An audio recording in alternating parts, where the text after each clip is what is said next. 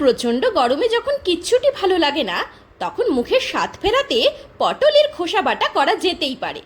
প্রথমে পটলগুলোকে ছাড়িয়ে খোসাগুলোকে আলাদা করে নিতে হবে।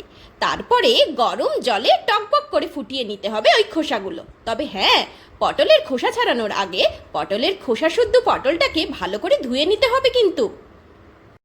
এরপর সেদ্ধ করে রাখা খোসা মিক্সিতে কিংবা শিলে রসুন আর কাঁচা লঙ্কার সঙ্গে একটুখানি বেটে নিতে হবে। দাঁড়ান, এখনও কিন্তু রেসিপিটা কমপ্লিট হয়নি, আর একটু খুন্তি নাড়া বাকি রয়েছে। ফোড়ন হিসেবে নিতে হবে সর্ষের তেল, কালো জিরে আর শুকনো লঙ্কা। এর মধ্যে মিক্সিতে বা শিলে বেটে রাখা মিশ্রণটা নেড়ে চেড়ে নিন ইচ্ছে মতন। বেশ একটু কষা কষা হয়ে গেলে, মানে তেলটা শুকিয়ে গেলে, তারপর একটুখানি নুন দিয়ে দিতে হবে। ব্যাস, গরম গরম ভাতের সঙ্গে পরিবেশন করুন পটলের খোসা বাটা। Like, share, subscribe my channel Rumi's taste and travels. Bye by.